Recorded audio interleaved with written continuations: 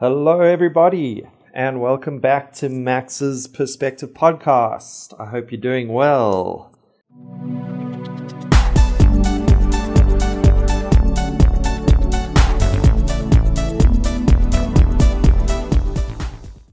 So, are you ready? Today we are looking at the question, which is, what skills do you think young people should have?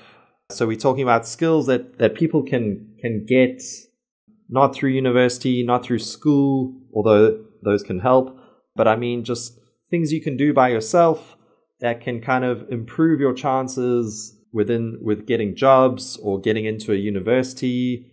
So maybe you have an interview coming up. These are some things that I think can really benefit you to improve your chances of impressing someone. Could even be for a date or something. Okay, so here we go. I've got two good things, which everybody should try work on, starting now. Okay, the first one is communication. So I'm sure you might have thought of that yourself. It's quite an obvious one, communication. But let's just talk about this. What is communication? Because quite simply, it's just speaking. So we're not saying like, oh, you must be able to speak, you must be able to talk. And even if you're thinking, oh, talk another language, that's also not what I'm talking about. When I talk about communication, I've got about 3 or 4 things that I think you should pay attention to here. When you're communicating, the best thing you can actually do is to listen and make sure you look like you're listening and you care and you engaging in the conversation. That is a skill. Another thing you should do is work on empathy.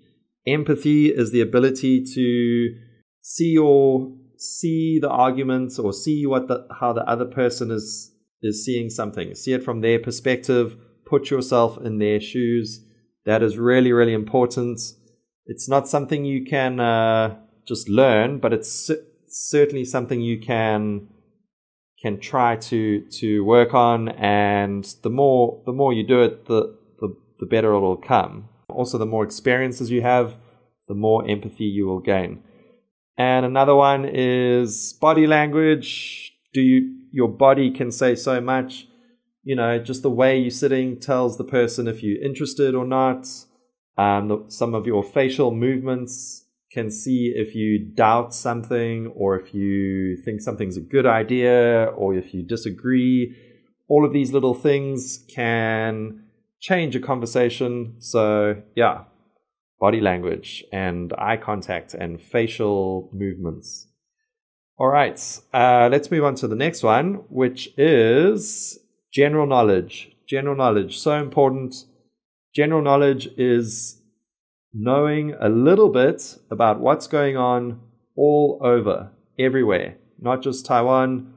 Try to know as much as you can. Global issues. And I'm not just talking about China and America and COVID-19. I'm talking about much more than that. Seriously, learn global issues, not just the bad issues, like also the good stuff. Try, even if you're not interested in art, try to just sort of understand a little bit about art, understand about wildlife, understand about new technology, understand, learn some geography, history that's not common to you or got nothing to do with you. Just find some interesting stories. There is so much interesting stuff that we don't know about. And just the more you know, the better you'll be able to do the first point I made, which is communicate. Okay. The more you know, the more interesting you'll be and the more interested you will be in other people. And it's always great just to know a little bit about everything. Okay, so work on that. Work on both of those things. Those are 2 great skills. You can start practicing right now. Don't think you're good at either of them because you're not. Neither am I. No one is. We always have to improve these things all the time. So get going. And here's your question for today. Which of these do I not mention as a good communication skill? A, listening. B, empathy, C, confidence, D, body language. Which of those is not something I mentioned as a good communication skill? All right, good luck. All right, that's it, boys and girls. Thank you so much for listening. I will see you again next time.